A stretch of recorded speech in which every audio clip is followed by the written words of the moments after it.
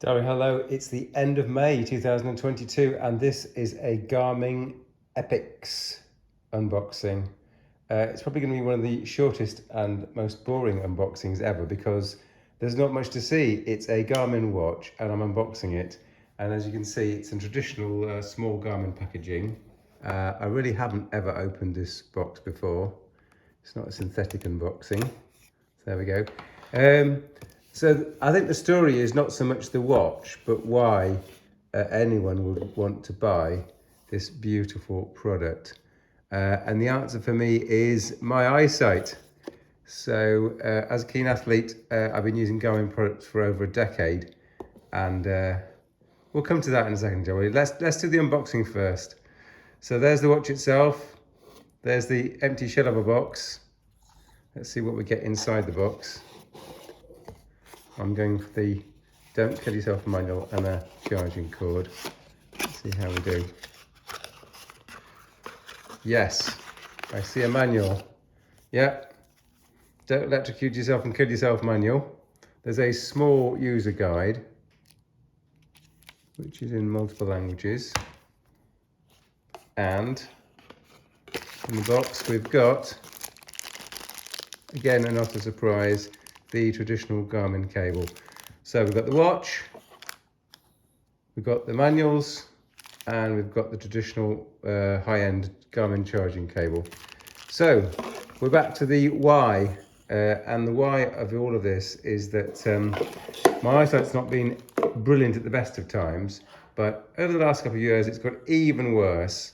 And when you're on a trail run and you're following a course, you need to be able to see where you're going. And on the existing generation of Garmin watches with their LCD screens, that can be quite challenging. Now, it's not something you use very much of the time, but when you do need to follow a course on a race, it comes in very handy if you can actually see the map that you're supposed to be following. So, of course, the Epix, or I should say more accurately, is the Epix 2, because they did have an Epix 1 generation many years ago. There's a generation 2 Epix watch here. Is the first, one of the first watches to have a sort of Amoled high contrast display. Now they have had a cheaper range of watches, but nothing at the level of the Phoenix branded watch. So at the end of last year, Garmin upgraded the Phoenix line to Phoenix 7 from Phoenix 6, although the changes were very marginal. And they introduced a parallel high-end set of watches called the Epix 2, which is what we're looking at here. Now, the reason why I've been very hesitant to buy this watch so far is because of the price. And quite honestly, I've really balked at the price and had to think very long and hard about it. How many of us can really afford to spend about £1,000 on a watch is the overall question that you need to think about. And I suggest that if you're an athlete that makes constant use of the watch and you have the funds to buy the watch without, destabilizing your entire, monthly expenditure or worse, then this I'm expecting to be one of my best purchases ever. It is a lot of money in absolute terms, and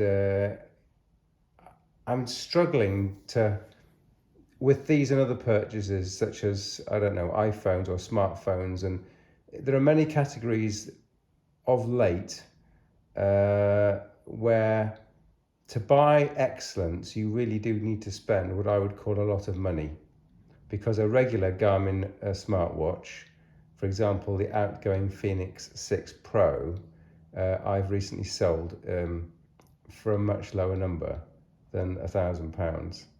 And so to spend that kind of money on a watch or a smartphone, I think you really need to assess what you're getting for your money, and not to be swayed by the latest fashion or trend or the fact that your friend's got one. That said, I am looking forward to the watch. I really think this could be the watch that enables me to have decent mapping that I can see. And don't forget, the Epix 2 has got a detailed base map actually on the watch, and it's got popularity routing. So if you were to go to a place that you didn't know and say, give me a 10K trail running route, it would find that for you. If you were to follow a track that you'd previously loaded onto the watch with a GPX file, you'd get that route with turn-by-turn instructions typically. So I hope this is going to be the magical device that I'm going to love and treasure, like I did with the Garmin 6 Pro, which I've just sold. And we'll see how it goes. Thanks very much for watching.